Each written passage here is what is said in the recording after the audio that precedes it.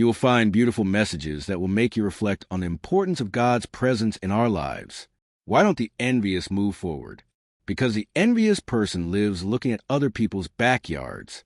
They are incapable of managing their own lives, but they let others, with their success, manage theirs. The envious person.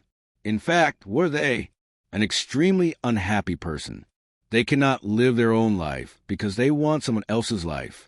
They cannot build their own wealth because they want someone else's wealth. They cannot develop their own talents because they want someone else's talent. For God's sake, that every successful person is always envied? Isn't that your privilege? No. Everyone who achieves some form of success in life will be envied now. It will be destroyed to the extent that it stops to listen to the envious. In fact, if we give them a break, those who are envious of us will destroy us. Now, if my friend is like that old story, while the dogs are barking, my carriage passes. Help! The carriage has to pass at this time. Don't stop to listen to what isn't worth it. Don't pay attention to the words of those who don't consider you. It's very good, folks, to receive words that are committed to us. I have some people who sometimes write to me regularly, and sometimes I'm like, will you go there? There are some of them who only write to talk about flaws.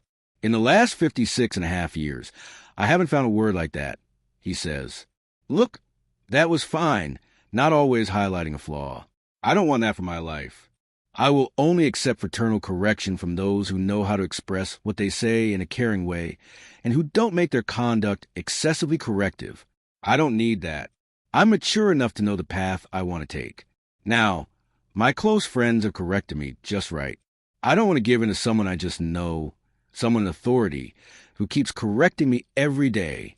Well, have you ever stopped to ask me what choice I made? Why did I do it that way? Why do you do it? I said it that way. No. Sometimes people already come to the correction ready because they think they already have complete knowledge of their truth. No, thank you very much. And sometimes our mistakes, our unhappiness are in that. How many people do you meet? Unhappy, truly unhappy. I meet these people. They are deeply unhappy because they put their ear to a wall where they only hear envy. There's no such thing as putting the glass in so we can hear the other person talking badly about us here. Stupidity. See, if I want to hear the other person talking badly about me now, I don't. I want to hear fraternal corrections. That's what I want. Now the other speaks ill of me. I remember one time I was making Father Leo's tent. Then I was talking like this. Then we were saying it's not like sometimes people create communities to speak ill of others. And then he said, and you have something like that? God forbid I create a space for others to speak ill of me. Enough is enough for those who speak the truth. Sometimes we put the glass against the wall to hear what the enemy is saying about us. Be careful, because sometimes we make the wrong choice there. Why want to know what will not edify? Remember Aristotle's 3 filters? What you're going to tell me is good. Is it true? Is it useful? So, if it is not good, if it is not true, if it is not useful, why do you think I want to know it? The same thing. Sometimes we spend part of our day investigating what the other said or did not say about me. No. Change that. If you have this habit, stop. Start paying attention to what you can. What bad things does the other say about you? If it is not to edify, forget it. Don't pay attention. It didn't take me even 2 minutes of your time to pay attention to that. Not a minute.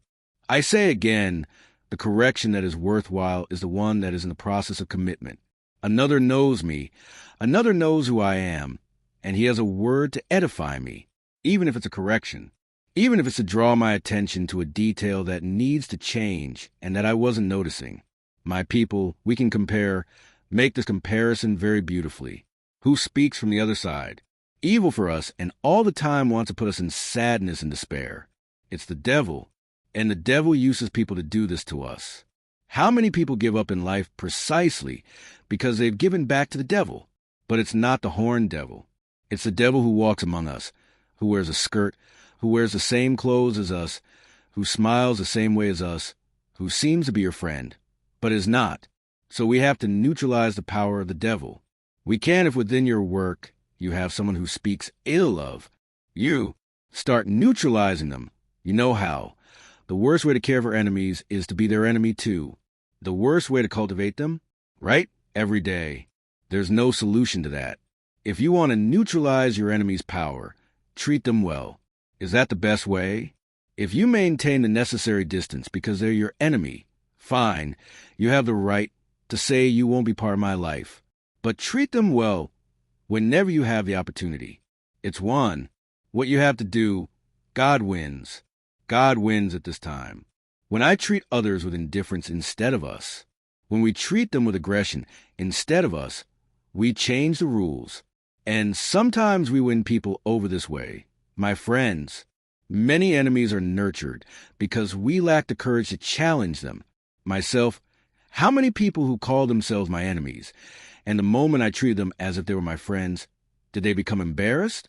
Sometimes within our workplace, we face these things. People treat us badly, make up things about us, gossip, and do this and that. You give them your best. It can't be any different. Why give them your worst to be on the same level? To be as bad as they are? No, there's no need for that. God has to inspire us to improve. Is this salvation? And to take care of ourselves? That's what God invites me to do. That's what God invites you to do. And we're not exempt. Like I gave the example of dengue fever. How many times do we create breeding grounds for bad things? Because of our carelessness, our laziness to get up, resolve a situation of throwing out the rotten water, of judging the rotten word. I don't want to keep what you gave me. Do I throw away what you vomited on me? I don't want that. I won't keep that word of aggression. I won't keep your aggression because it's yours. It's the fruit of your imbalance. I don't want to keep this inside. It's my right. It's your right to look into the eyes of those who attack you, to say this. Keep your aggression to yourself. If it's the worst part of you, deal with it.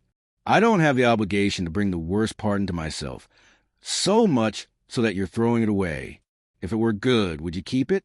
If you throw it away because you're not satisfied with it, and I'm not the Lego place for your misery, I don't have the obligation to be the repository of your misery. Much of God's salvation fails to happen in our lives. It's because we don't have the courage to take the initiative and say all this that I'm saying. Sometimes today you'll be inspired to say this. There are many people with affection, brotherhood, so that the power of everything that is diabolical over me may stop. And sometimes we meet people so special. It's wasting life, wasting time. Because you keep ruminating on the past, you become like cattle, right? Smoking. I found it amazing when I discovered that the grass cattle eat. They eat it all day long. Why is it called ruminating, right? I didn't know that. I went and learned that. I was already a grown child when I saw that cow there. You were sucking gum, right? I asked my sister, who gives gum to a cow? Chews like that, right? He's getting the most out of what the grass can handle. That's ruminating. When we ruminate positively on our mistakes, we extract from them. What can they teach us next? Otherwise, I'm left, pardon the expression, eating my own vomit. That's unfortunate. When you're constantly feeding on what didn't work and constantly remembering, oh my God, but I didn't do it. But I couldn't handle it. For God's sake, it's time to turn the page and move on. We can't centralize our defects and make them. The engine is not the gear, the cog. The cog in the wheel is what makes the engine work, rotate. The machine runs from the gear's operation. If I place my defects in the main gear, then I will revolve around my defects, and I will hardly be able to see any process of change in them. Now, if I place my attention on my possibilities, then I will put all my effort, my will into my possibilities. Our love life. If not, if we don't practice the experience of daily reconciliation, we won't get far. Do you know why sometimes we don't forgive ourselves? It's because we don't commit to the second part of the forgiveness we need to give ourselves. How am I going to forgive myself if I continue to act wrongly? Remember, the exercise of forgiveness is an equal contract. I was giving an example at the beginning of this block of the program. I forgive, but the forgiven creature has to commit to forgiveness they received. They have to make an effort to change. When forgiving myself, I don't make an effort to change, I will continue to skate and not get anywhere. Christianity is only healthy to the extent that it inspires us to deal well with our miseries. I am not a slave to my miseries. It is not me who dealing well with our miseries. I am not a slave to my miseries. I am not the one who owns my miseries. My miseries belong to me. Is it the same? The example I gave, isn't it? Do you have a friend who is so jealous of his car? A woman can't open the door handle, or her nail will scratch it. The door handle. We can't enter with our feet looking suspicious, which might look dirty. It will dirty his car inside. Then one day I asked, wait a minute, do you own this car that owns you? Who is in charge of whom in this story? The same happens with our imperfections. When do we begin to give our imperfections the power to command ourselves? When do we begin to allow our defects to be the center of our lives? I've already said this here. Adelia Prado has 11 beautiful poems that she talks about. The religious experience consists of, no, it's not a poem. It's a text she wrote, a statement she made, I don't know. The religious experience consists of the sacred, of watching ants work, and also of a loving gaze upon ourselves. This is religion. It's casting a loving gaze upon yourself. What does this loving gaze mean? It's the gaze of reconciliation. We need to believe in this all the time, my people, otherwise our life is impractical. It's impossible. There's no point in waiting for perfection. It won't come to us. We won't be perfect. The most we'll achieve is a saint.